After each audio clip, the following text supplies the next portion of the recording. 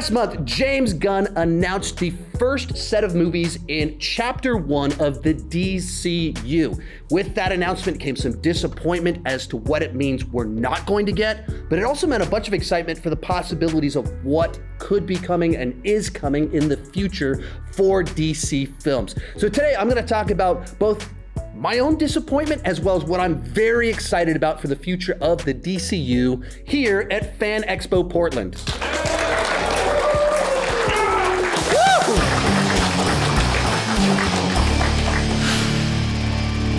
Hi, my name is Sean, and I love to talk about movies and TV way too much. With that in mind, go ahead and join me down below in the comment section. Let me know, what are you feeling a few weeks removed from James Gunn's announcement of his future plans for the DC? Where's your kind of disappointment level at, is kind of what we lost, as well as what are you most excited for? I'd love to hear for you.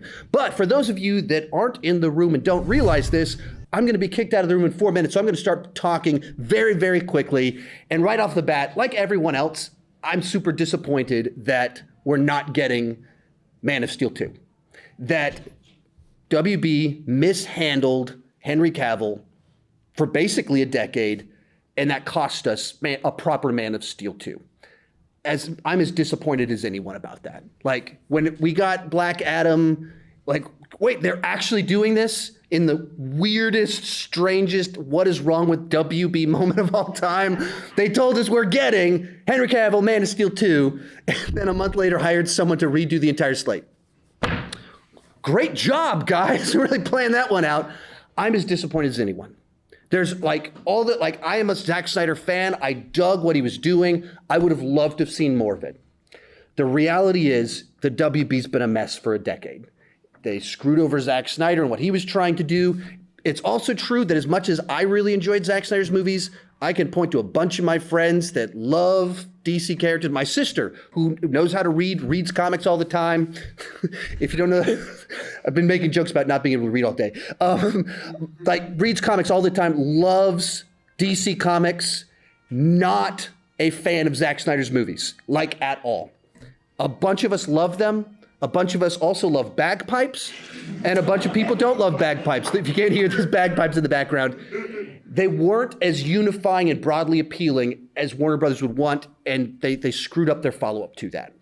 And so as much as it's easy to blame James Gunn for firing Henry Cavill or whatever, he was mishandled by everyone else for 10 years. The movie should have happened 5 years ago. It should have been announced 5 years ago.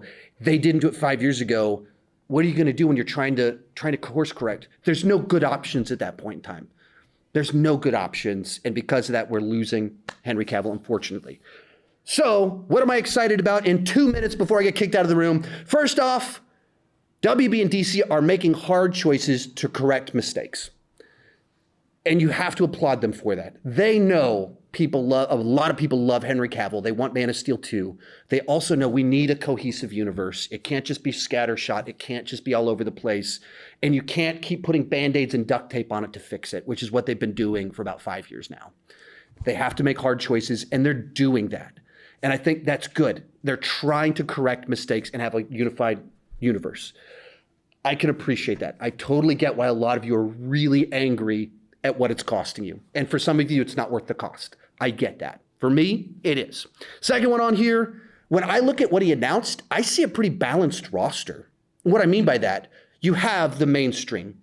You've got Batman, Superman, but you also have, like, Green Lantern as a TV show. So, like, a character that we've needed a really good version of. Sorry if you're a huge fan of the Ryan Reynolds film. Like, we need a good version of it. They're doing it like as an HBO series. HBO has a pretty good track record with TV shows. They're going to do that. But they're also taking risks on something like The Authority, that I have no idea who that is, but that's what I kind of like, that they're not just doing the mainstream. They are kind of going for the deeper cuts. That feels balanced to me. So you've got mainstream, you've got Booster Gold as a TV show. You've got a lot of different things in there. Final thing that I'm excited about here, they're attracting top talent quickly. The day after the announcement, a report came out that James Mangold wants to do Swamp Thing. James Mangold, nominated for Best Picture for Ford vs. Ferrari. That was his last movie that he did. Before that, he did a little movie called Logan. And, you know, back in the day, he did Walk the Line, he did Copland. This is a great director.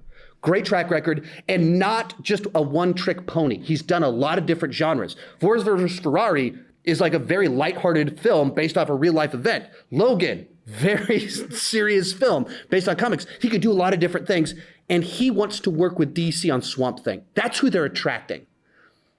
That sounds amazing to me. That was literally the next day. That's how fast they were attracting people. So I look at that and I see they're taking risks, they're making hard choices to try and make things right, and they're getting great talent.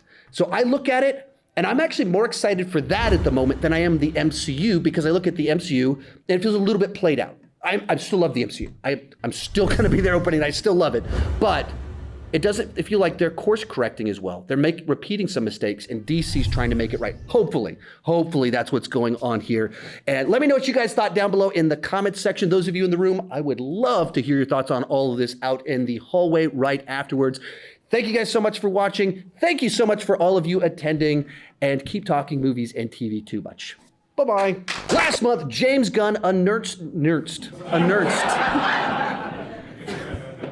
You're getting all the good stuff. This video was recorded live at Fan Expo Portland. Later this month, I'm going to be at Fan Expo Cleveland, as well as Megacon in Orlando, doing meet and greets, doing live recordings. At Cleveland, I'm going to have Austin Burke as well as Flickinger with me. We're going to have a whole stage of YouTubers at Megacon. I'd love to see you there.